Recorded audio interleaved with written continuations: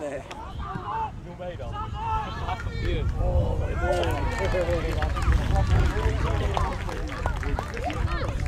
Foto maken en opeens.